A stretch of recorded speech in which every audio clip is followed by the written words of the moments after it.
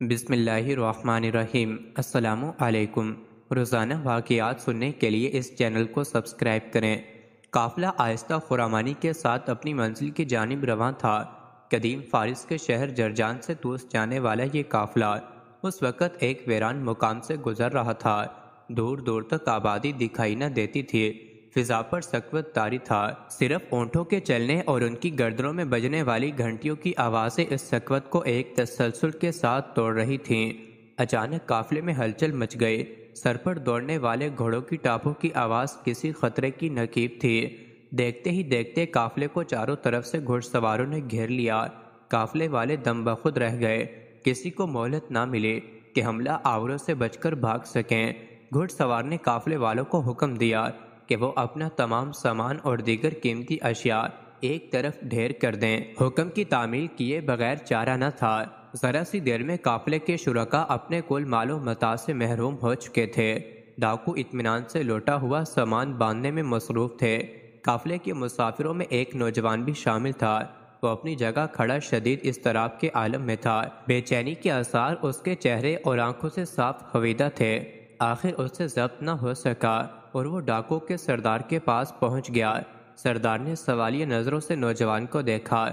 میں نے علم حاصل کرنے کی غرض سے توس سے جرجان تک سفر کیا تھا، نوجوان نے کہنا شروع کیا۔ وہاں میں نے جو کچھ حاصل کیا اسے میں نے کاغذات پر لکھ لیا تھا۔ آپ کے آدمیوں نے دوسرا سامان تو چھینا ہی ہے، وہ کاغذات بھی مجھ سے چھین لیے ہیں۔ میں صرف وہ کاغذات واپس مانگ رہا ہوں کیونکہ میں نے اس علم کو حاصل کرنے کے لیے سفر کیا تھا۔ سردار بڑے زور سے ہنسا۔ بھائی میں نے تو سنا تھا کہ علم وہ شے ہے جسے کوئی نہیں چرا سکتا۔ تم نے جرجان جا کر کیا سیکھا؟ جبکہ تمہارا حال یہ ہے کہ چند کاغذات تمہارے پاس نہیں تو علم تمہارے پاس نہیں۔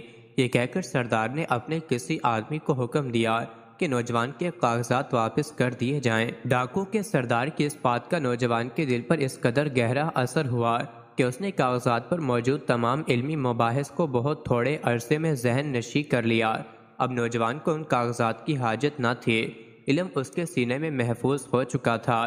یہ نوجوان تھے 5ویں صدی ہجری کے عظیم مجدد حضرت امام غزالی رحمۃ اللہ علیہ۔ آپ نے اپنے زبردست علمی کام کے ذریعے امت مسلمہ کو اصلاح و ترقی کی راہ دکھائی۔ آپ کے بارے میں یہ کہنا درست ہوگا کہ آپ کی شخصیت کمالات کا مجموعہ تھی۔ آپ نے برسوں سے چھائے ہوئے جمود کو توڑ کر مسلمانوں کو عمل کی ترغیب دلائی اور معاشرے میں عوام الناس کو سیدھے راستے رواج پانے والے غلط چلن کی اصلاح پر گامزن کر دیا۔ آپ کا نام محمد، کنیت ابو حامد اور لقب حجت الاسلام ہے۔ آپ کے والد کا نام بھی محمد ہے۔ امام غزالی خراسان کے ضلع توس کے ایک شہر طاہر ان میں 250-1058 عیسوی میں پیدا ہوئے۔ آپ کے والد سود کاٹنے کا کام کرتے تھے۔ عربی زبان میں غزل کے معنی کاٹنے کے ہیں۔ اس مناسبت سے آپ کا خاندان غزالی کہلاتا ہے۔ عربی ترکیب کے اعتبار سے غزالی کے زیر پر تشدد ہے، یعنی غزالی نما، لیکن عام طور پر غزالی کہا جاتا ہے۔ مزید ایسی ہی ویڈیوز کے لیے چینل کو ضرور سبسکرائب کریں۔